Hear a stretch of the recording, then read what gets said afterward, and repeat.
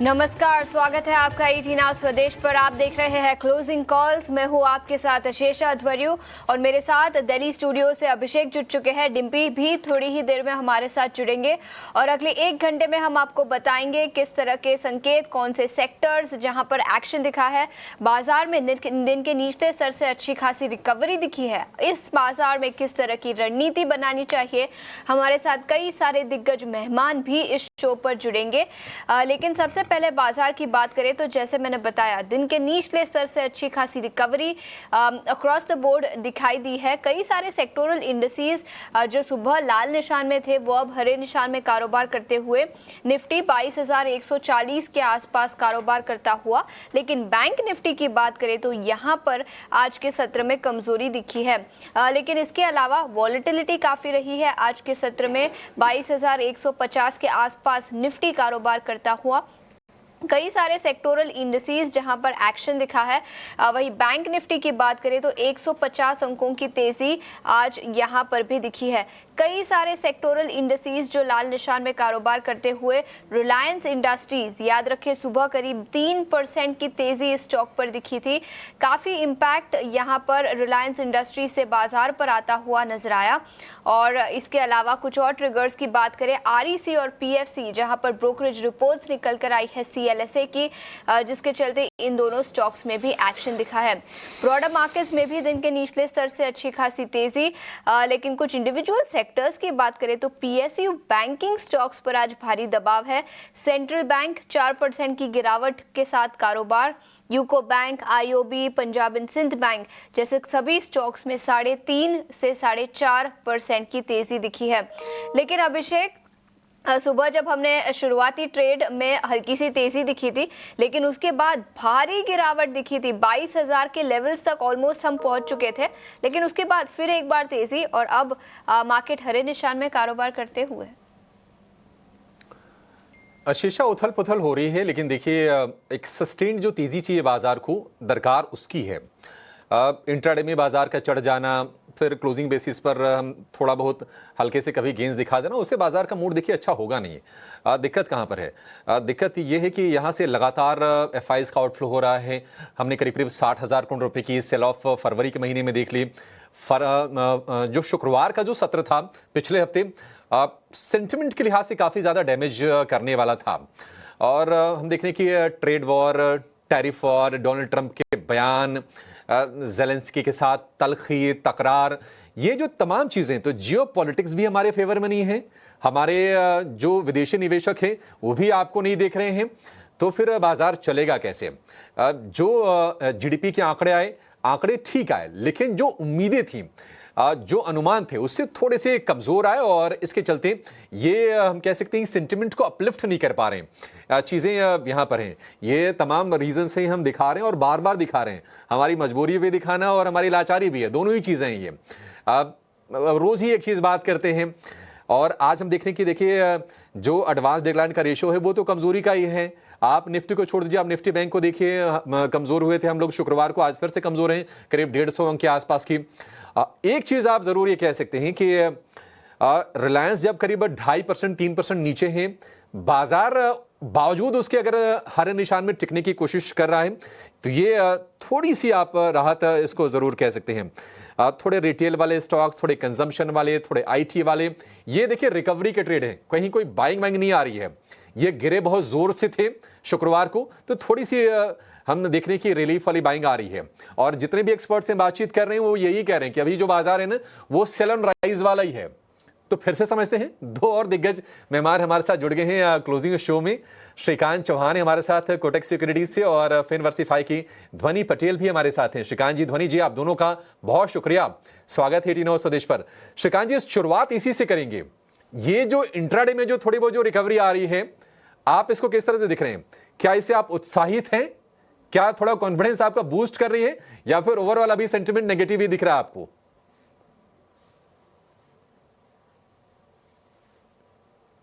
या अभिषेक, अगर इस मार्केट के अगर आज के रिकवरी की अगर बात करें तो ऑफ कोर्स काफी ओवरसोल्ड होने के बाद हमने रिकवरी देखी है। और मुझे लगता है कि कई सारे ऐसे पैरामीटर्स है, एक्सटेंशंस या रिट्रेसमेंट्स की बात करें या एवरेजेस की बात करें, जो लॉन्ग टर्म पे हम प्लॉट करते हैं, लॉन्ग टर्म चार्ट्स के ऊपर प्लॉट करते हैं, उनके बेसिस पे जो एक सपोर्ट जोन बन रहा था वो यही था कि 22,050 से लेकर 21,850। हम उस जोन के करीब आ गए थे और उस जोन से भी हमने एक रिकवरी देखी है। सबसे बड़ी बात यह है अभिषेक कि अगर जो जून 2022 में जो बॉटम बने थे 15,200 के करीब के, उन लेवल से जो मार्केट चला है उसमें हमने एक लगातार रैली देखी थी मंथली बेसिस पे, और 26,300 के करीब एक हमने टॉप आउट फॉर्मेशन देखा था। अगर ये पूरी रैली का भी हम रिट्रेसमेंट निकालते हैं तो वो भी 22,000 के करीब आ रहा था। मुझे लगता है कि यस, मार्केट ऑफ कोर्स एक अच्छे सपोर्ट पे आ चुका है। पॉसिबिलिटी है कि अगर शायद वर्ल्ड मार्केट्स में अगर शायद कुछ टैरिफ के ऊपर कुछ बातें निकल के आती है तो शायद मैक्स 21,850 900 के लेवल्स हम देख सकते हैं। लेकिन इन लेवल्स में मैं कहूंगा कि अगर मीडियम टू लॉन्ग टर्म का व्यू है, एटलीस्ट कम से कम 2 से 3 महीने का अगर व्यू है, तो करंट लेवल्स पे कुछ कॉन्ट्रा खरीदारी करनी चाहिए। With a very short term view अगर खरीदना है तो मैं यही कहूंगा कि 21,800 का स्टॉप लॉस रखें और करंट लेवल से लॉन्ग कर सकते हैं। लेकिन जैसे कि मार्केट ऑलरेडी चल चुका है इन लेवल्स पे, तो मुझे लगता है कि risk reward ratio for very short term traders उतना अच्छा नहीं है। अगर उन्हें कुछ शॉर्ट लॉन्ग की पोजीशंस बनानी है तो मैं यही कहूंगा कि आज के जो हाईएस्ट लेवल्स है 22,260 के करीब के, उन लेवल्स के बाद ही कुछ समझ में आएगा। तो वेरी शॉर्ट टर्म व्यू के साथ स्टॉक स्पेसिफिक व्यू रखें, एंड इंडेक्स को अगर विद मीडियम टर्म व्यू देखना है तो करंट लेवल से लॉन्ग करें। लेवल से लॉन्ग करने की सलाह, और ऐसा लग रहा है कि शायद मार्केट्स बॉटम बना चुके हैं, लेकिन अगले कुछ दिनों से किस तरह की भारतीय बाजारों की चाल रहती है उस पर सबकी नजर रहेगी। स्पेशली ग्लोबल फ्रंट पर, जियोपॉलिटिकल फ्रंट पर क्या निकल कर आता है उस पर भी हमारी नजर रहेगी।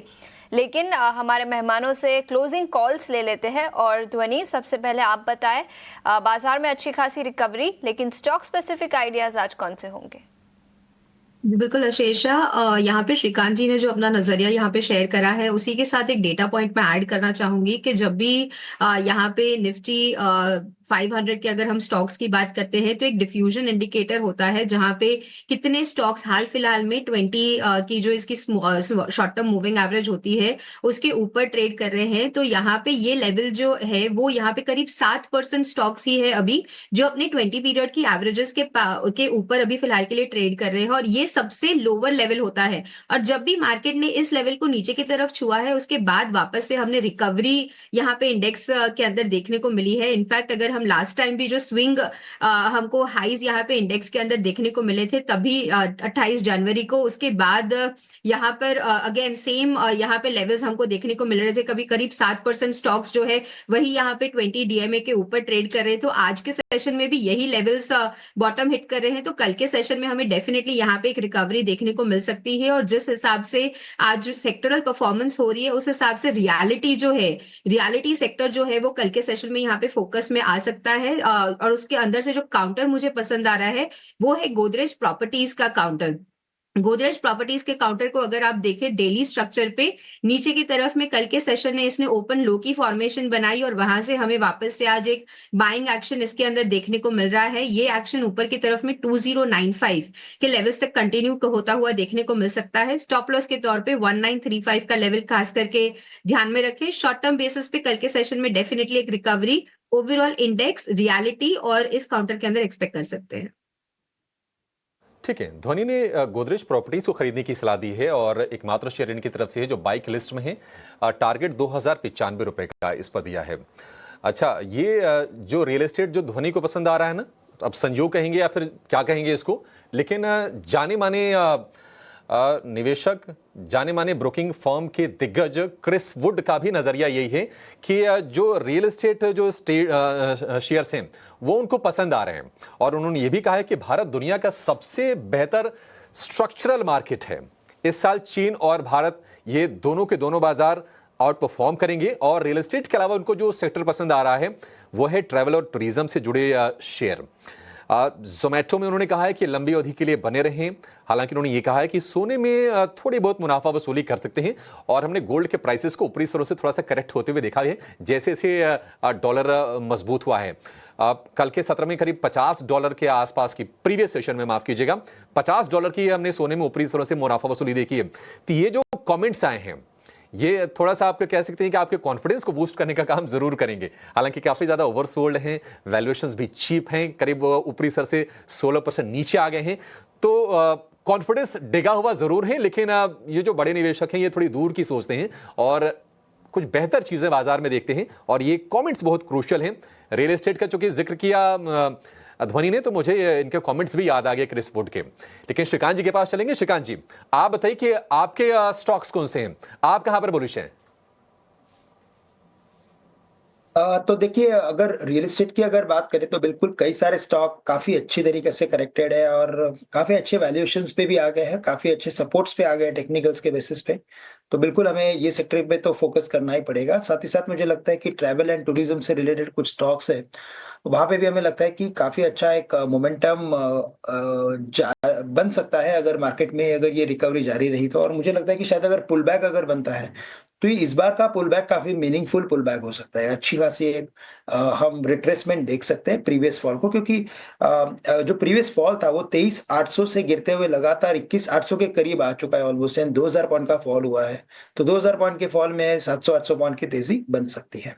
अगर ऐसा हुआ तो हमें लगता है कि इंडियन होटल्स ये एक स्टॉक ऐसा है जिसे हम करंट लेवल से खरीद के चल सकते हैं।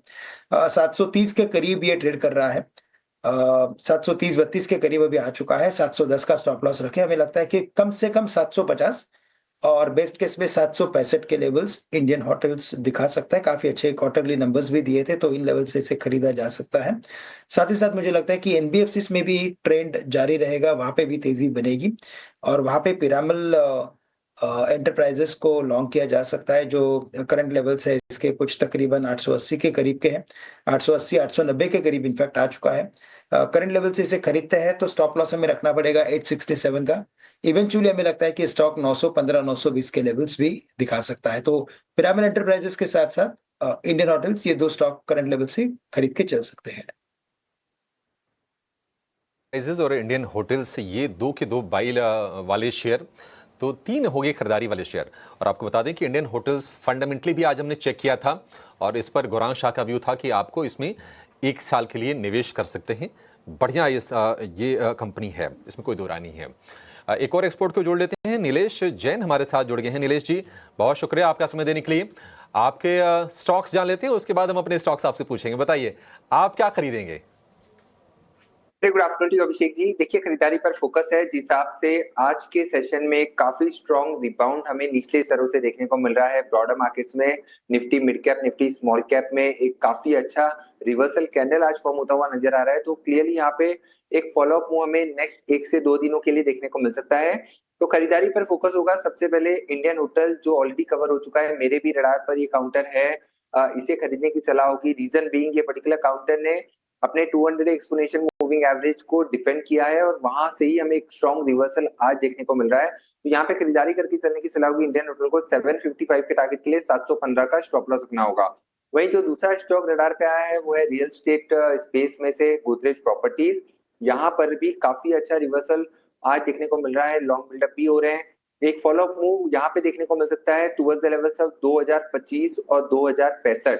2025 पहला टारगेट होगा एंड 2040 2065 तक का मूव हमें यहाँ पे देखने को मिल सकता है। स्टॉप लॉस रखना होगा 1970 का। गोदरेज प्रॉपर्टीज को भी लॉन्ग करके चलने की सलाह होगी। नहीं, ये बात आपकी ठीक है कि अगर मार्केट थोड़ा भी सुधरेगा तो सबसे पहले बीटा, हाई बीटा वाले काउंटर से चलेंगे और उसमें से रियल एस्टेट का नाम तो अव्वल नंबर पर आता है। एक और चीज़ मैं रियल एस्टेट के बारे में बताऊं आपको, डाटा के हिसाब से सबसे ज़्यादा पिटने वाले सेक्टर्स में से एक ये शामिल है। एक और चीज़ मैं आपको बताता हूँ इसके अंदर ही, इसमें कईयों की वैल्यूएशन तो अब उस जगह पर आ गई है कि जहाँ पर जिन्होंने पिछले 2.5-3 साल का गेन भी खो दिया अपना, तो यानी कि 3 साल पहले का भाव और आज का भाव वो एक जितना है।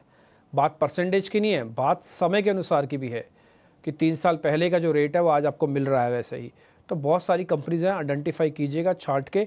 नीलेश भाई ने ऑलरेडी गोदरेज प्रॉपर्टीज़ का नाम आपके सामने रख दिया, ये तो आपको देखना ही देखना। और ये रियल एस्टेट के काउंटर्स आज करीब 1.5% ऊपर है।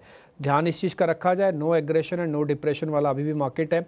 आज पहली बार ऐसा लग रहा है, और मैंने सुबह भी आपको बताया था, मेरे को तो आज अभी तक ये समझ में ही नहीं आ रहा था कि आज सुबह बाजार टूटा क्यों, अभी भी क्यों टूट रहा है, मेरे को अभी तक ये समझ नहीं आया। मैंने तो सुबह कुणाल परार से कई बार जोश में आते पूछ लिया कि मेरे को कुछ नया रीज़न बताओ बाजार गिरने का, है ना। तो श्रीकांत चौहान, मैं भी आपसे पूछता हूँ, बाजार आज क्यों गिरा? आपके पास रीज़न था सर क्या?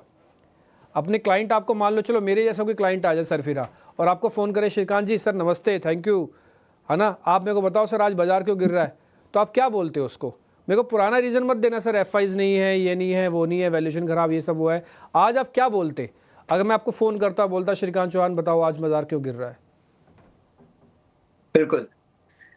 तो देखिए, वैसे अगर हमारे मार्केट के ट्रेंड की अगर बात करें तो जो पिछले 4 या 5 दिनों में हमने जो सेल ऑफ देखा है, उसमें नो डाउट कि एफआईज ने बेचा है तो वो तो ठीक है। लेकिन साथ ही साथ ये जो लिवरेज पोज़ीशंस जो मार्केट में खड़ी थी, उसमें भी कई जगह पे हमने देखा है कि अनवाइंडिंग हो रही है, काफ़ी सारा पोज़ीशन लिक्विडेट होते जा रहा है और वो एक भी प्रेशर मार्केट में बना हुआ था। ऑफ कोर्स कॉन्फिडेंस तो नहीं था मार्केट में, तो ऐसे केस में क्या होता है कि हमेशा मार्केट अपने प्रीवियस लो को तोड़ता है। तो आज तोड़ने के बाद एक बात तो क्लियर थी कि 22,000 या तो मे बी शायद 21,900 के बीच में मार्केट स्टॉप तो लेगा। लेकिन जो एक इनिशियल फेज था मार्केट का, वो तो यही लग रहा था कि यस, यहाँ से 100-200 पॉइंट का करेक्शन आ सकता है, क्योंकि कॉन्फिडेंस नहीं था और अभी भी अगर आप देखें तो जो लिवरेज पोजीशंस थी उसमें लिक्विडेशन जारी है। तो मुझे लगता है इसी वजह से अभी भी मार्केट रुका हुआ है, हायर लेवल्स पे सस्टेन नहीं हो रहा है। साथ ही साथ सबसे बड़ी बात जो आपको, मुझे और सभी को पता है, वो है मिस्टर ट्रम्प, और वो कभी कौन-सी चाल खेलेंगे हमें नहीं पता है।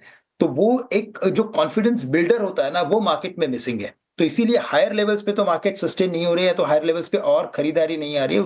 उसका सबसे बड़ा रीज़न यही है कि कल उठ के ये क्या और बात करेंगे, और इसी वजह से मुझे लगता है कि जब तक ये पर्टिकुलर फ्रंट पे जब तक स्टेबिलिटी नहीं आती है, तब तक हमें लगता है कि हमारा मार्केट इतना ही वॉलेटाइल रहेगा एक बड़े रेंज में। बट यहाँ से अगर 2 से 3 महीने का व्यू लेते हैं तो मुझे लगता है कि एक पुल बैक तो डेफिनिटली देखने मिलेगा। ठीक है, डन, पॉइंट टेकन है। और इस बीच मैं बोलूँगा कि एफआईज के साथ साथ में डीआईएस की भी बड़ी इंपॉर्टेंस है। पहली बार मैंने 64% की होल्डिंग्स देखी है, पिछले 1-1.5 साल हो गया, मैं तो भूल ही गया था कि डीआईएस 64% भी खरीद सकते हैं क्या माल, बट उन्होंने खरीदा। एक हमारे मित्र हैं, मैंने सुबह भी उनका नाम लिया था, बहुत ही इंटरेस्टिंग से उन्होंने एक पॉइंट और एक पिक्चर मेरे को भेजी, वो है आनंद साहू। उन्होंने फेविकोल की ऐड देखी है ना आपने, फेविकोल की ऐड आजकल आती है, जिसमें 2 बच्चे खेल रहे होते हैं तो दोनों के हाथ चिपक जाते हैं और बाद में दोनों एक साथ म्यूजिक बजा रहे होते हैं, दोनों एक साथ कर रहे हैं। नहीं देखी तो टीवी पे आती है फेविकोल की ऐड, वो वही एग्जैक्टली वही ऐड है। एफआईज और डीआईज का हाथ एक ही मार्केट में चला गया। एफआईज ने तो वहाँ से पैसा निकालना शुरू कर दिया, लेकिन डीआईज ने उसी मार्केट में पैसा डालना शुरू किया, दोनों के हाथ चिपक गए हैं। अब ऐसे चिपके हैं कि जब तक एफआईज पूरी तरह से हाथ नहीं निकालता, डीआईज भी हाथ नहीं निकालेगा। और थैंक यू करूंगा मैं थोड़ा डीआईज को, हम बहुत ज़्यादा पिट सकते थे, हमें थोड़ा कम पिटने दिया, इसके लिए थैंक यू भी डीआईज का, और उन्होंने पैसे को अच्छे से लगाया भी और अपना कॉन्फिडेंस भी दिखाया। आगे बढ़ते हैं, एक काम करते हैं, ओशो कृष्णन को भी अपने साथ जोड़ लेते हैं, एंजल 1 से हमारे साथ हैं, एक ऑप्शंस का ट्रेड आपको बताएंगे। लेके आइए ओशो सर को।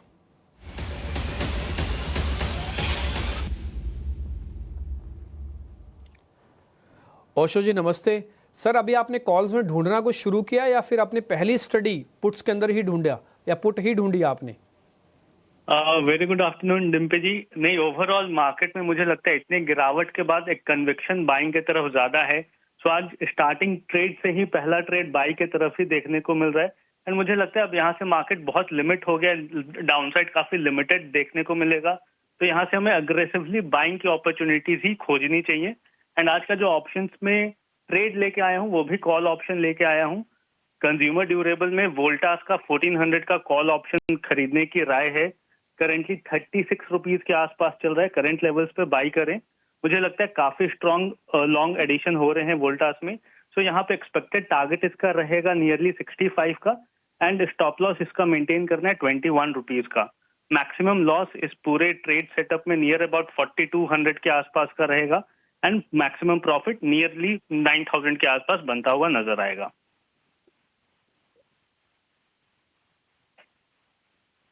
अभी आज कॉल्स पे आ गए आखिरकार, और वोल्टास तो हम 1-2 दिन से वैसे भी डिस्कस कर रहे हैं। आज सुबह भी 2 मेहमानों से मेरी चर्चा हुई, दोनों ने वोल्टास बताया। 1-2 दिन पहले भी हमने डेरिवेटिव्स डाटा से आपको वोल्टास के बारे में जिक्र किया था। ओशो सर, अच्छा लगा आपने हमको ट्रेड बताया, 1400 की कॉल है। देखो सिंपल सी वजह है, मैं तो बिल्कुल ही सिंपल ये सोचूं कि भैया आगे चल के गर्मी आ रही है, पहला पॉइंट। दूसरा, शेयर में बहुत ज़्यादा करेक्शन नहीं है तो स्ट्रक्चर प्रॉब्लम नहीं है तो पुल बैक में पार्टिसिपेट करेगा। तीसरा, बैलेंस शीट की कोई दिक्कत नहीं है। चौथा, ऑनरशिप में टाटास की कंपनीज़ हैं। पांचवा, इसके पीयर्स अगर मैं चेक करता हूँ तो मेरे को कोई खास बड़ी दिक्कत दिखती नहीं है। ठीक है, तो सारी चीज़ें ऑलमोस्ट ठीक ठीक सी लग रही हैं।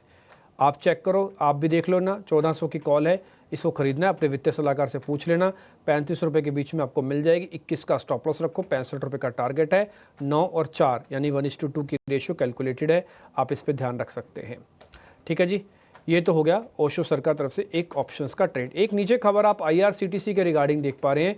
सरकार ने CPSE में अपग्रेड करने की इसको मंजूरी दे दी है। CPSE का मतलब आप जानते होंगे, सेंट्रल पब्लिक सेक्टर एंटरप्राइजेज, यानी कि जो सरकारी कंपनीज़ हैं जो सेंटर से जुड़ी हुई हैं, जिनका दखल सिरा सेंटर से है, स्टेट के अधीन नहीं है, तो उनका अपना एक बाकायदा फंड है हमारे भारत में, तो जिसको हम CPSE फंड कहते हैं। CPSE का अलग से कंपनीज़ का बल्क भी बना हुआ है, नॉन ट्रेडेबल इन नेचर है बट ट्रेडेबल उनकी कंपनीज़ हैं, तो उसमें इसकी अपग्रेडेशन की बात की गई है। IRCTC की शेयर बहुत पिट चुका है, 677 का रेट है। एक चीज़ मेरे को पता करनी है, मैं फटाफट से पता कर लेता हूँ, और पता करते हैं किन से पता करें, ध्वनि से पता करें, ध्वनि से करते हैं। ध्वनि, एक चीज़ बताओ आप मेरे को, ये IRCTC ना, मान लो किसी के पास 900 रुपये का, 850 रुपये का या 1000 रुपये की रेंज है, रफ 900 पकड़ लो एवरेज प्राइस। अभी रेट आ रहा है 677 का, ठीक है ना। थोड़ा बॉटम अगर आपको बनता हो दिख रहा है तो मैं ना हिम्मत करके एवरेज कर सकता हूँ।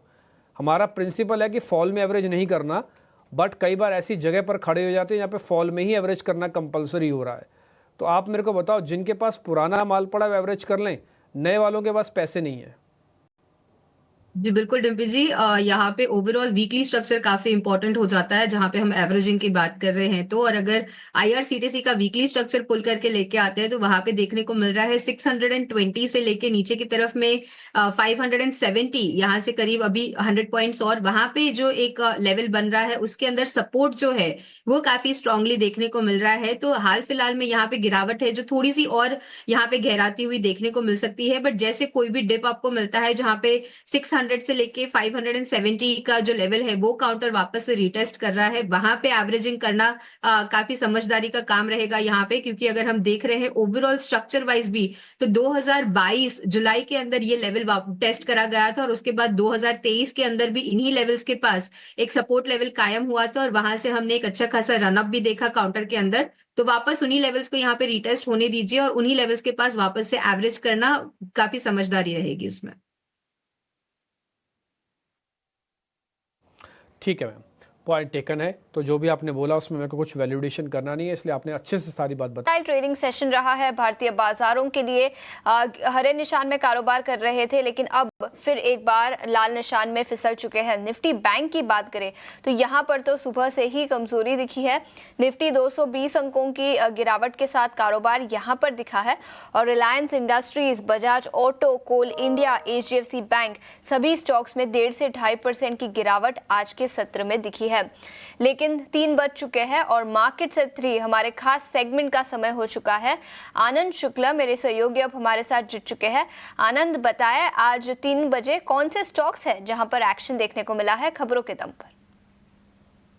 जी हाँ, जैसा कि ऑटो सेल्स के नंबर्स आ रहे हैं तो सबसे पहले हीरो मोटो की बात कर लेते हैं।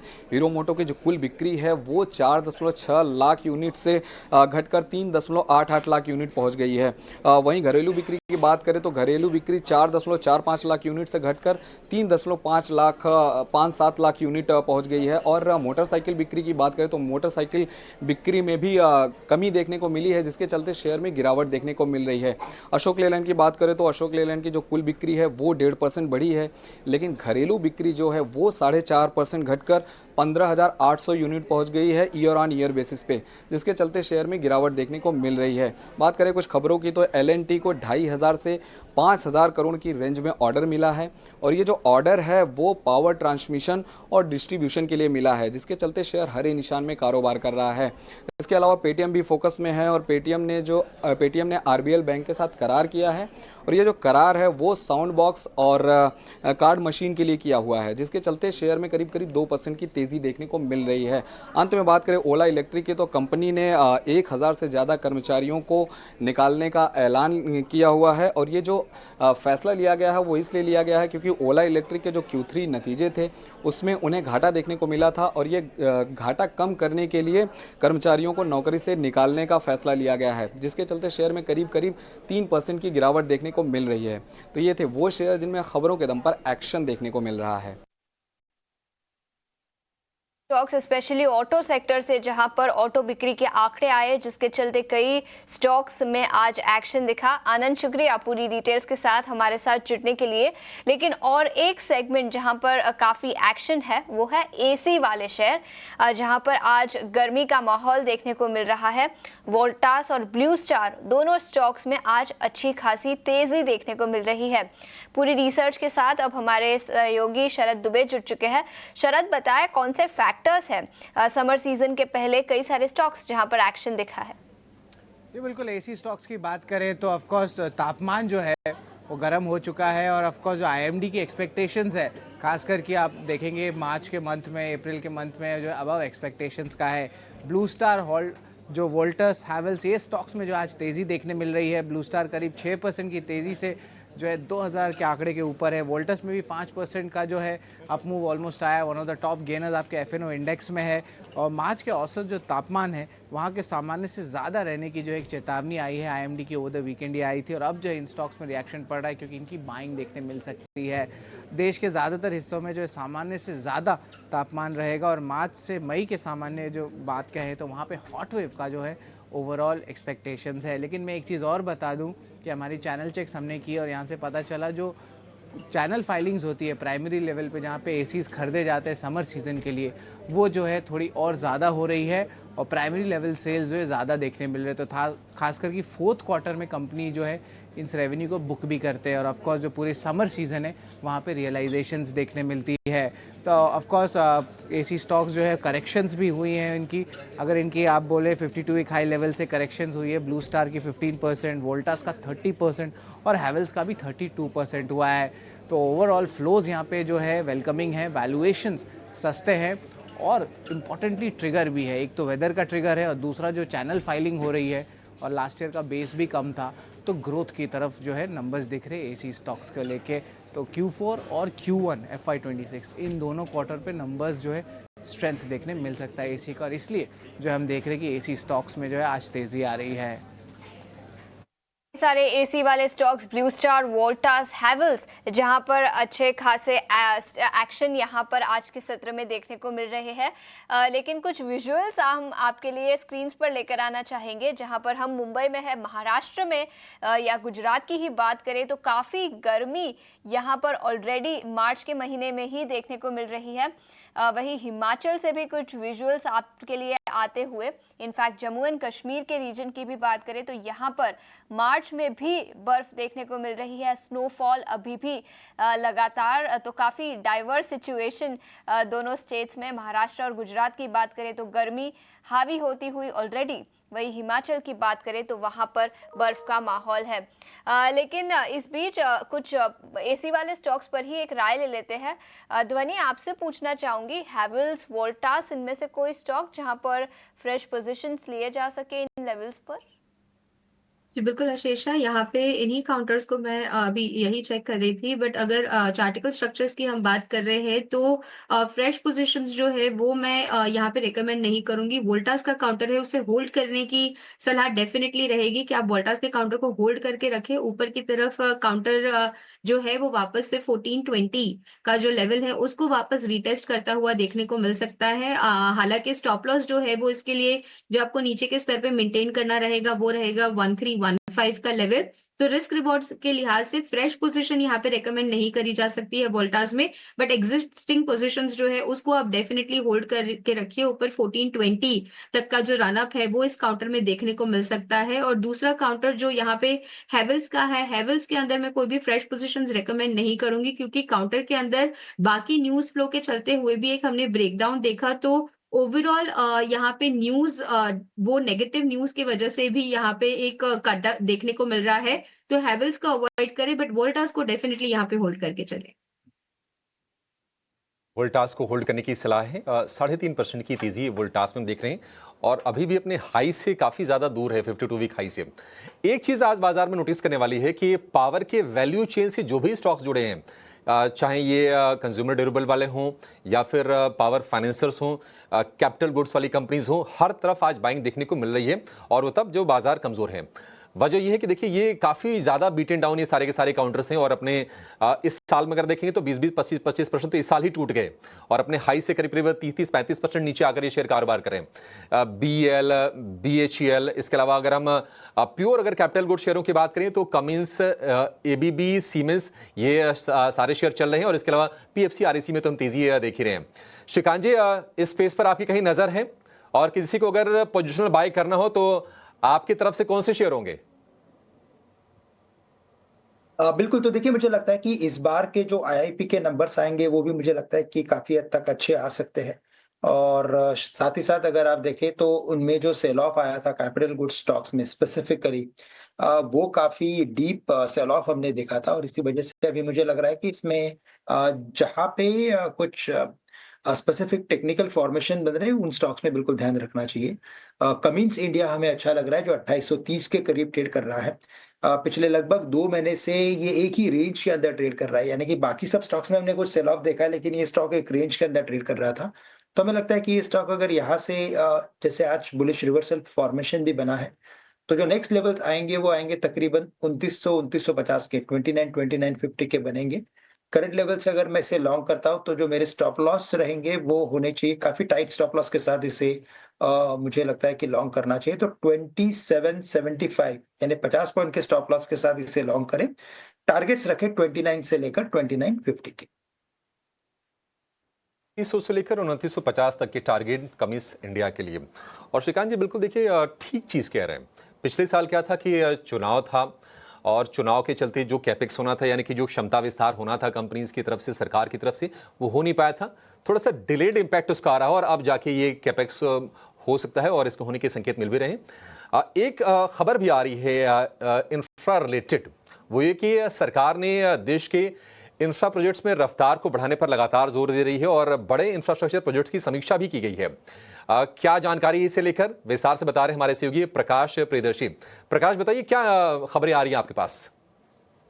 देखिए, कैपिटल एक्सपेंडिचर के मोर्चे पर सकारात्मक खबर है। दरअसल सूत्र हमें बता रहे हैं कि सरकार ने अलग अलग जो मंत्रालय हैं और उनसे जुड़े जो की इंफ्रास्ट्रक्चर प्रोजेक्ट्स है उसकी समीक्षा की है।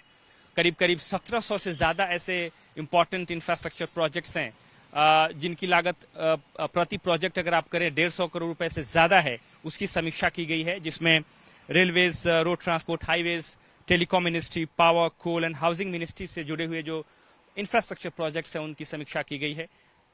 सभी मिनिस्ट्रीज को इस बात के निर्देश दिए गए हैं कि जो कैपिटल एक्सपेंडिचर है उसमें बढ़ोतरी करने की जरूरत है ताकि जो टारगेट है FY25 का उसको अचीव किया जाए। लेकिन सबसे इंपॉर्टेंट डेवलपमेंट इसमें यह है कि जनवरी 2025 तक, यानी कि चालू वित्त वर्ष के दौरान अभी तक जो कैपेक्स टारगेट है वो 75% तक पहुंच गया है। मतलब ये कि जो रिवाइज एस्टीमेट है 10.18 लाख करोड़ का FY25 के लिए उसके मुकाबले जो कैपेक्स टारगेट है वो 75% तक पहुंच गया है। तो काफी सकारात्मक डेवलपमेंट है। इसके अलावा मिनिस्ट्री से इस बात को निर्देश दिए गए हैं मिनिस्ट्रीज को कि वो स्पेंडिंग में बढ़ोतरी करें और 100% टारगेट को अचीव करें। जैसा कि आपको पता है कि लोकसभा चुनावों की वजह से चालू वित्त वर्ष के दौरान जो कैपिटल एक्सपेंडिचर की गति है वो थोड़ी धीमी रही, खासकर 2-3 महीने चुनावों की वजह से जो प्रोजेक्ट्स है वो एग्जीक्यूट नहीं हो पाए। लिहाजा सेकेंड हाफ में हमने देखा कि इसमें तेजी आई, मिनिस्ट्रीज ने अपनी तरफ से जोर लगाया, सरकार ने भी मॉनिटरिंग की, उसमें तेजी देखने को मिली और अब ये जो आंकड़ा है 75% तक पहुंच गया है। इसके अलावा सेंटर की तरफ से राज्यों को जो इंटरेस्ट फ्री लोन इशू किए गए हैं उसका जो रिवाइज एस्टीमेट है वो है 1.25 लाख करोड़ FY25 के लिए। उसके मुकाबले देखें तो अभी तक 1.15 लाख करोड़ रुपए रिलीज कर दिए गए हैं इंटरेस्ट फ्री लोन के रूप में। तो जाहिर तौर पे ये काफी पॉजिटिव डेवलपमेंट है। अगर आप कैपिटल एक्सपेंडिचर टारगेट के मोर्चे कैपिटल एक्सपेंडिचर के मोर्चे पर अगर आप देखें, और उम्मीद ये की जा रही है कि FY25 के लिए जो रिवाइज्ड एस्टीमेट है कैपेक्स का उसको सरकार अचीव कर लेगी।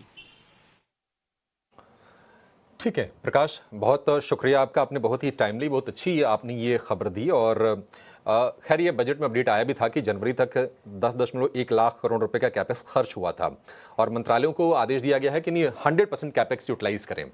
ये एक इशू था, चूंकि इलेक्शन ईयर था, इसके चलते ही इस पर असर भी आया था कैपेक्स यूटिलाइजेशन को लेकर। इस बीच अगर आप देख रहे होंगे मार्केट्स के अंदर तो एक चीज़ और दिखी आज, वो था रिलायंस का क्रैक होना। सपोर्ट बचा हुआ था किसी तरह से 1200 का, बुरे से बुरे फेज में भी 1200 नहीं जा रहा था, लेकिन 1200 फाइनली तोड़ दिया रिलायंस इंडस्ट्रीज़ ने। पर जो कुछ ग्राफिक्स बने हुए हैं वो ग्राफिक्स आपके स्क्रीन पर भी आ जाएंगे, एक बार अगर आप उसको भी देख लीजिएगा, गौर फरमा लीजिएगा। रिलायंस 1170 रुपये के आसपास चल रहा है। श्रीकांत चौहान एक बार जरा आप चेक करेंगे।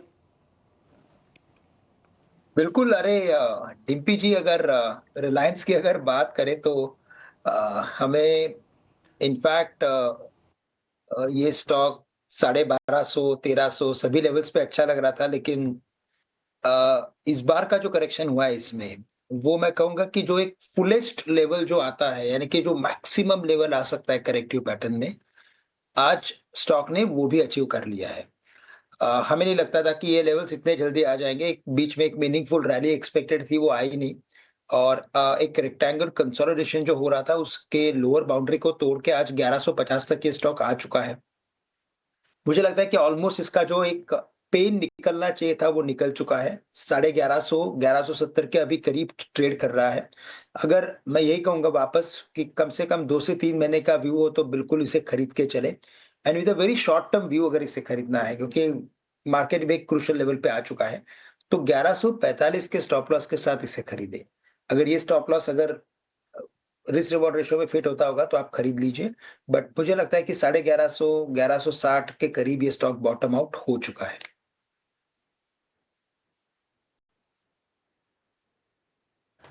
ठीक है जी, मैं तो चाहता हूँ बॉटम आउट हो जाए जब मार्केट्स के अंदर रिकवरी का फेस चल रहा हो और एक और एक्सीडेंट झेल नहीं सकते। रिलायंस का ब्रेकडाउन झेला नहीं जाएगा, बड़ी मुश्किल से पहले यहाँ तक पहुँचे हैं, और अगर रिलायंस प्रॉब्लम करेगा तो फिर एक नया युग शुरू हो जाएगा प्रॉब्लम्स का। तो इसलिए हम ये चाहते हैं, भगवान से प्रार्थना है कि जल्दी से जल्दी 1200 आ जाए, चले ना चले लेकिन टूटे नहीं। अगर इस तरह से टूटा हुआ दिखेगा तो कॉन्फिडेंस डाउन तो होता ही है। एनी हाउ कुछ और शेयर्स ज़रा पता कर लेते हैं। आज की अगर आप लॉन्ग शीट देखेंगे ना तो आपकी बढ़िया लॉन्ग शीट बनी है, यानी कि शेयर्स भी ज़्यादा हैं और थोड़ा सा कन्विक्शन भी ज़्यादा है। एग्जाम्पल के लिए जैसे वोल्टास का हर कोई जिक्र कर रहा है, ठीक है। एक और शेयर भी है जिसका जिक्र कम हो रहा है बट उसका परसेंटेज आज काफ़ी अच्छा है, वो है IRFC, रेलवे का काउंटर है। 109 रुपये का शेयर चल रहा है, कल भी इसके अंदर लॉन्ग बना था, आज भी बढ़िया चल रहा है। एक बार आप चेक करेंगे नीलेश भाई, IRFC।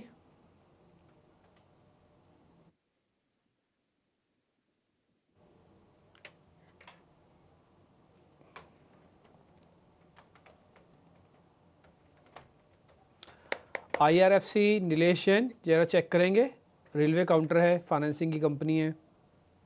बिल्कुल डिप्टी जी, देखिए लगातार यहाँ पे हमें गिरावट देखने को मिल रही है। काउंटर 111 पे फिलहाल ट्रेड हो रहा है। लगातार एक series of lower top and lower top formation बन रहे हैं। हो सकता है यहाँ पे एक पुल बैक देखने को मिले, बट पुल बैक के ऊपर ऊपरी स्तर पर टिकने की संभावनाएं कम नजर आती है। 120 के ऊपर अगर ये निकलेगा तो ही यहाँ पे खरीदारी करने की सलाह होगी।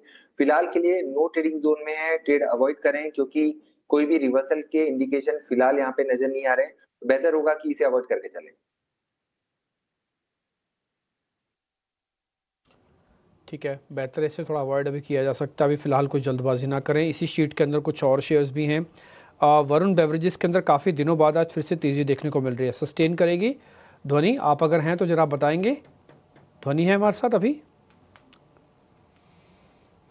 ठीक है, नीलेश आप नीलेश भाई, श्रीकांत जी आप बताओ ना जरा। VBL 4.5% ऊपर है, वॉल्यूम भी ठीक है। बिल्कुल। तो देखिए यहाँ पे जो करेक्शन आया है VBL में, वो इनफैक्ट अगर देखा जाए तो इसमें कई सारे फंडामेंटल रीजन भी है जिसकी वजह से स्टॉक करेक्ट हुआ है। तो मैं तो यही कहूंगा कि इसमें एक अच्छा पुल बैक हमें देखने मिला है, but at the same time मुझे लगता है कि 500 के करीब इसमें बड़ा रेजिस्टेंस भी बना हुआ है। तो कोई भी अगर पुल बैक आता है, स्टॉक अगर शायद पुल बैक और कंटिन्यू करता है 480, 470 के रेंज में अगर आता है, तो इसमें से मुझे लगता है कि पोजीशन को कम करना चाहिए।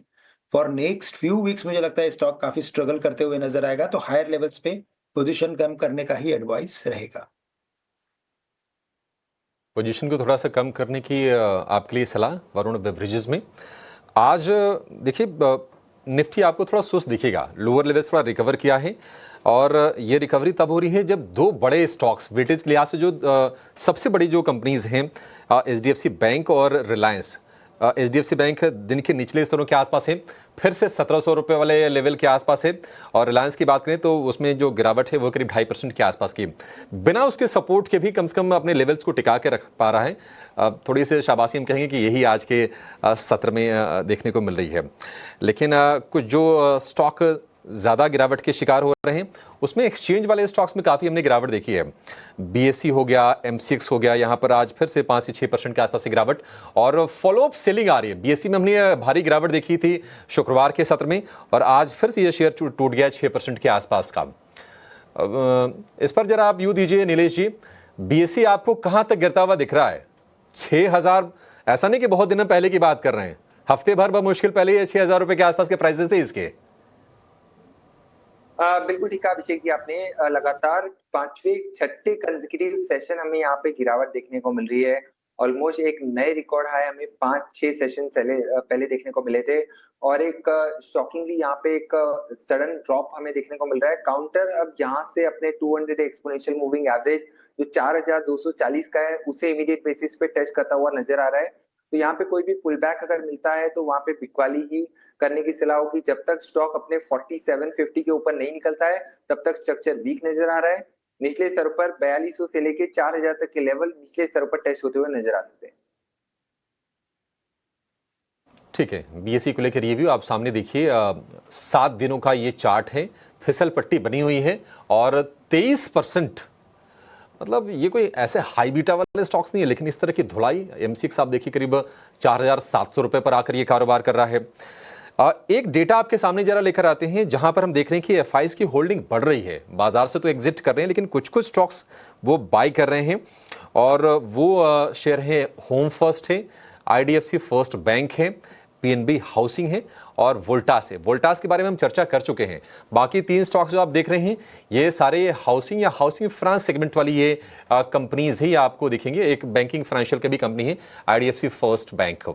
श्रीकांत जी, क्या आपको सही लग रहा है? अगर मैं चार्ट के आधार पर पूछूं, FIs ने कुछ तो कुछ देखा होगा, आप जरा देख के बताइए कि आपको क्या बेहतर लग रहा है? बिल्कुल, तो यहाँ पे इनफैक्ट काफी सरप्राइजिंग है कि जितनी भी हाउसिंग फाइनेंस कंपनीज है उनमें एक लगातार डाउनवर्ड ट्रेंड बना हुआ है। इनफैक्ट इस बार के कुछ एक हाउसिंग कंपनीज के क्वार्टरली नंबर्स वैसे ठीक ठाक थे, ऐसे डिसअपॉइंटिंग नहीं थे। आधार हाउसिंग फाइनेंस या इवन होम फर्स्ट फाइनेंस के numbers, but yes of course इसमें जो अपवर्ड एक्टिविटी है वो मिसिंग है। तो मुझे लगता है कि जैसे ट्रेंड है हम उसी ट्रेंड को फॉलो करना चाहिए और करंट लेवल से हमें लगता है कि PNB हाउसिंग फाइनेंस में और भी दिक्कत है या तो और भी करेक्शन आ सकता है।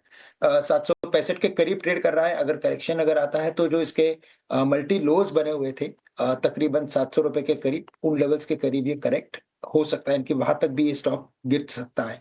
तो करंट लेवल से मैं कहूंगा कि इसमें अगर पोजीशन है तो इसमें कम करें और अगर शॉर्ट पोजीशंस बनानी है तो जो स्टॉप लॉस बनेगा वो बनेगा 780 रुपए का। तो 15 से 16 रुपए का स्टॉप लॉस रखें, करंट लेवल से शॉर्ट करें और टारगेट्स यहाँ पे रखें कुछ 700 रुपए के। एक पोजिशनल ट्रेड बन सकता है, लेकिन अगर लॉन्ग पोजीशन हो या कोई इन्वेस्टमेंट हो तो उसे बिल्कुल करंट लेवल से थोड़ा और कम किया जा सकता है। या PNB हाउसिंग फाइनेंस पर, लेकिन 3:24 हो चुके हैं। नीलेश, आपसे पूछना चाहूंगी BTST STBT कौन सा ट्रेड लेना चाहेंगे आप? बिल्कुल, देखिए एक स्टॉक यहाँ पे स्ट्रॉन्ग रिवर्सल के कैंडल बनाता हुआ नजर आ रहा है, वो है पीडीलाइट इंडस्ट्रीज। आज एक हैमर जैसा कैंडल बन रहा है, पॉसिबिलिटी है कि यहाँ पे एक फॉलोअप मूव हमें कल के सेशन में देखने को मिले। तो पीडीलाइट इंडस्ट्रीज को एक फॉलोअप मूव के लिए लॉन्ग करके चल सकते हैं। ऊपरी स्तर पर 2720 से लेके 2750 रुपए तक की अपसाइड यहाँ देखने को मिल सकती है। 2650 का स्टॉप लॉस रखना होगा एंड पीडीलाइट इंडस्ट्रीज को लॉन्ग करके चलने की सलाह होगी। इसके अलावा हाउसिंग फाइनेंस कंपनी का आपने जिक्र किया, overall NBFC space as a whole काफी अच्छा लग रहा है। अगर यहाँ पे नजर डाले तो एलटीएफ, बजाज हाउसिंग फाइनेंस, इन सारी स्टॉक में, इनफैक्ट बजाज फाइनेंस, इन सारे स्टॉक में काफी अच्छा मूव देखने को मिल रहा है। तो बजाज फाइनेंस इस पर्टिकुलर स्टॉक को भी एज अ बीटीएसटी ट्रेड लेके चल सकते हैं। 8645 के आसपास फिलहाल ट्रेड हो रहा है। 8700 से लेके 8780 तक की अपसाइड देखने को मिल सकती है। 8540 का स्टॉप लॉस रखना होगा। BTST और SCBT ट्रेड्स जो नीलेश जी ने हमें दिए, श्रीकांत जी आपके कौन से कॉल्स होंगे आज? तो देखिए मुझे लगता है कि इन लेवल्स पे जो जहाँ पे रिकवरी बन रही है वो स्टॉक कुछ जैसे कि लुपिन लेबोरेटरीज है, वहां पे हमने पूरे दिन में काफी अच्छी एक्टिविटी देखी थी, काफी सस्टेन्ड एक्टिविटी देखी थी। और यहाँ पे हमें हमें लगता है कि जो इसके गेन्स है वो और भी कंटिन्यू हो सकते हैं। 1990 तक के स्तर नजर आते हैं, तो कम से कम 2000 से लेकर 2020 के लेवल्स आने वाले शायद मुझे लगता है कि इनफैक्ट BTST के बेसिस पे अगर हम लोग करें तो कल के दिन में हमें दिखाई दे सकते हैं। तो करंट लेवल से 1950-55 में लुपिन लेबोरेटरीज को लॉन्ग करें, 1925 का स्टॉप लॉस रखें, टारगेट्स जैसे मैंने कहा 2000-2025 के रख सकते हैं BTST ट्रेड के लिए। नजरिया लुपिन पर और इसके अलावा कुछ और BTST STBT ट्रेड्स हमारे मेहमानों ने हमें दिए, लेकिन ओला इलेक्ट्रिक इस स्टॉक पर याद रखें सुबह से खबर निकल कर आई थी 1000 एम्प्लॉइज को कंपनी ले ऑफ करेगा और अब कंपनी ने ऑफिशियली अनाउंस कर दिया है कि हाँ, रीस्ट्रक्चरिंग और ऑटोमेशन के चलते कुछ रिडंडेंट रोल्स को उन्होंने निकाल दिए हैं। कुछ ले ऑफ्स यहाँ पर दिखेंगे जिसके चलते स्टॉक 3.5% की गिरावट के साथ कारोबार करता हुआ। नीलेश, क्या राय होगी आपकी ओला इलेक्ट्रिक पर? 54 के आसपास स्टॉक और काफी गिरावट पिछले कुछ दिनों में यहाँ पर दिखी है। हाँ बिल्कुल ठीक, आपने देखिए काफी अच्छी खासी गिरावट हम यहाँ देख चुके हैं। एक डेड कैट बाउंस देखने को जरूर मिल सकता है, बट स्ट्रक्चर अभी भी काफी वीक है। तो कोई भी अगर पुल बैक यहाँ पे देखने को मिलता है तो वहां पे एग्जिट करने की ही सलाह होगी, क्योंकि मेजर अंडरटोन यहाँ पे वीकर साइड पे है। तो कोई फ्रेश खरीदारी सबसे पहले तो अवॉइड करें। अगर एग्जिस्टिंग लॉन्ग पोजीशन है तो 52 रुपए के स्टॉप लॉस से एक बार के लिए पुल बैक को प्ले करने के लिए बने रह सकते हैं। बट अगर पुल बैक अगर आता है 60, 65 या फिर 70 रुपीज तक के आसपास का, तो एक अच्छी अपॉर्चुनिटी हो सकती है यहाँ पे से लॉन्ग पोजीशन में से एग्जिट करने की। ठीक है जी, 3 मिनट रह गए सिर्फ, इनफैक्ट 2 मिनट रह गए मार्केट बंद होने में, तो कुछ ज़्यादा बड़ा रिस्क ना लेके जाइएगा। शांति से मार्केट ने दिन निकाल दिया है। अच्छी चीज़ बुरी चीज़ दोनों बता देता हूँ। बुरी चीज़ ये है कि मार्केट्स के अंदर आज बहुत बढ़िया मौका था, मार्केट चाहते तो आज धड़ाधड़ कवरिंग करवा सकते थे। नई सीरीज़ की शुरुआत है, सोमवार का दिन था, सब कुछ चंगासी टाइप था। सुबह आपको ग्लोबल मार्केट्स भी ठीक मिले, गैप भी मिला, उसके बावजूद मार्केट ने उस सब चीज़ों को फिर से हटा दिया और एक डीप कुएँ के अंदर चला गया था मार्केट्स के अंदर, ठीक। बट अब आप ये देखो कि मार्केट्स धीरे धीरे करके रिकवरी भी कर गया। तो निफ्टी आज फ्लैट बंद हुआ, सिग्नल कुछ नहीं देखे गया, पाने को कुछ भी नहीं पाया, खोने को कुछ भी नहीं खोया, लेकिन एक लेवल टिका गया है, वो है 22,000 का। आज वो भी खतरे में आ गया था 1 मिनट के लिए। खतरा तो 24-25 हज़ार से शुरू हो गया था, 24,000 गया, फिर 23,000 गया, फिर अब 22,000 को भी हिट कर रहे हैं। तो आप सोचो कि कितनी स्पीड से और कितनी बुरी तरीके से मार्केट पिटा। 9 दिन हो जाते हैं बाजार को लाल निशान दिखाने में, 10वां दिन भी हरे निशान के लिए तरस जाता है आदमी कि कब दिखेगा हरा निशान। 100 पॉइंट ऊपर होता है तो हर तरफ हेडलाइंस बनने लग जाती हैं। एंकर से कुर्सी पे बैठा नहीं जाता, रिसर्चर से टिका नहीं जाता, डेस्क वाले छाप छाप के थक जाते हैं, रिकवरी आ गई, लेकिन ढाक के 3 पात रिकवरी फिर से रुक जाती है। तो इसलिए भगवान से प्रार्थना यही है कि रिकवरी आए, बहुत बढ़िया से आए, अच्छे से आए और रुक के ना आए और थोड़ा कई दिनों तक कंटिन्यू रहे। मार्जिन्स के बहुत प्रेशंस है। मैं सिस्टम का आदमी हूँ, इसलिए मैं थोड़ा बता पाता हूँ कि प्रॉब्लम्स कहाँ पे है, बहुत ज़्यादा। भाव की प्रॉब्लम नहीं है इस बार, लोगों को एग्जिट की प्रॉब्लम हो रही है इस बार, क्योंकि आपको एक बार भी नहीं मौका मिला। आप 3 दिन के लिए बाजार चलाओ, फिर गिर दो, फिर चलाओ, फिर गिर दो। तो इससे होता क्या है कि चलते समय निकल जाते हैं और लोग फंसते समय फिर से मौका मिलता है। लेकिन इस बार तो हुआ क्या कि आपने जिस रेट पे फंसे उसी रेट पे फंसे ही रह गए, आप चाहकर भी नहीं निकल पाए क्योंकि मार्केट ने आपको मौका नहीं दिया। 9 दिन अगर लगातार गिराओगे तो फिर ऐसे ही होगा। आज भी एडवांस डिक्लाइन वैसे देखा जाए तो बहुत अच्छी नहीं है, 700 वर्सेस 1900 शेयर है। F&O की भी एडवांस डिक्लाइन देखोगे तो बहुत अच्छी नहीं है, वहाँ पर भी स्थिति खराब है। लेकिन आज जो आपको फील गुड हो रहा है ना, वो मैं बताता हूँ किस वजह से हो रहा है। कुछ बड़े शेयरों का आज पार्टिसिपेशन कुछ इंपॉर्टेंट सपोर्ट एरिया से हुआ है, जैसे IT और ऑटो। आज AI ने अच्छा काम किया, ऑटो एंड IT ने, तो थोड़ा बहुत इसका कॉम्बिनेशन आपको फील अच्छा करवा रहा है क्योंकि दोनों के बीटास थोड़े हाई हैं। कुछ सरकारी कंपनीज आज सामने निकल के आई। बुरा क्या था मार्केट्स के अंदर? बुरा यही चीज़ है कि कन्विक्शन की कमी है, और जिस समय हमें सबसे ज़्यादा बढ़िया टर्न अराउंड करना था उस समय रिलायंस का फेलियर हो जाना। 1200 का लेवल आज रिलायंस ने छोड़ दिया। अगर आप मेरे से पूछेंगे हेडलाइंस के अंदर या मार्केट के अंदर सबसे नोटिसेबल चीज़ क्या थी, तो मैं बोलूँगा रिकवरी कम, रिलायंस की कमज़ोरी ज़्यादा मेरे को दिखी। और मैं उम्मीद करता हूँ कि रिलायंस फर्स्ट डे तो ठीक है, जो हुआ सो हुआ, कल नहीं होना चाहिए। अगर कल वापस भी 1200 के लेवल को रिकवर कर लेता है तो सब कुछ चंगा सी माना जाएगा। फिलहाल ऐसी कोई दिक्कत तो नहीं दिख रही है। आज का दिन मेरे को लग रहा है कि बुल्स और बियर के बीच में टफ फाइट है। बुल्स घायल हैं लेकिन फिर भी फाइटर स्पिरिट्स दिख रही है, नई सीरीज के चलते दिख रही है, और कुछ भी नहीं है। ना तो सरकार से कोई बयान आया, ना ही विदेश से कोई बयान आया। देखते हैं कल क्या होगा। श्रीकांत चौहान बहुत शुक्रिया, thank you very much. Nilesh भाई आपका भी शुक्रिया, थैंक यू वेरी मच समय देने के लिए। अच्छा लगा आप दोनों से बातचीत करके। उम्मीद करते हैं जल्दी वापस मुलाकात होगी। मेरे को इजाज़त दे सकते हैं आप, आशीषा को इजाज़त दे सकते हैं।